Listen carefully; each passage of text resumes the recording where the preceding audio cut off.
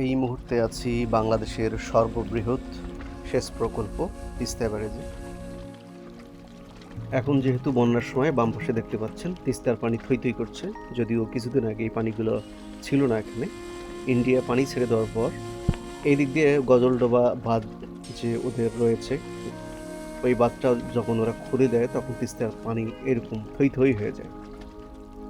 দেখতে পাচ্ছেন এই সেই তিস্তা ব্যারেজ ব্রিজটি, যে ব্রিজের নিচে রয়েছে 44টি গেট।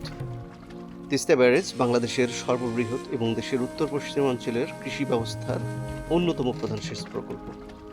লালমনিরহাটের হাতীবান্ধা উপজেলার দোয়ানী ও নীলফামারীর ডিমলার ডালিয়ার মধ্যবর্তী স্থানে এই ব্যারেজটি অবস্থিত। সম্পূর্ণ দেশীয় প্রযুক্তিতে ও প্রকৌশলীদের তত্ত্বাবধানে 615 মিটার দীর্ঘ এই ব্যারেজের গেট সংখ্যা রয়েছে 44টি। আমরা যদি তিস্তা ব্যারেজ সম্পর্কে এখন বিস্তারিত জানতে চাই, সেক্ষেত্রে হচ্ছে এর অবস্থান হবে লালমনিরহাট জেলার হাতীবান্ধা উপজেলার গড্ডিমারি ইউনিয়ন এবং নীলফামারী জেলার ডিমলা উপজেলার খালিশা চাপানি ইউনিয়নে অবস্থিত। তিস্তা ব্যারেজের নির্মাণকাল হচ্ছে 1979 সালে কাজ শুরু হয়ে 1990 সালে নির্মাণ সম্পন্ন হয়।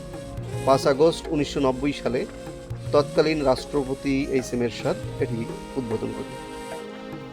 তিস্তা ব্যারেজটি এখানে দেওয়ার মূল উদ্দেশ্য হচ্ছে এই তিস্তা নদীর আশেপাশে যে জেলাগুলো রয়েছে, অর্থাৎ 5টি জেলা রংপুর, নীলফামারী, গাইবান্ধা, কুড়িগ্রাম এবং লালমনিরহাট এবং কিছু অংশে দিনাজপুর জেলা রয়েছে, সেই জেলার যে ফসলি জমি রয়েছে এই জমিগুলোতে পানি দেওয়ার জন্য এই সেচ প্রকল্প তৈরি করা হয়।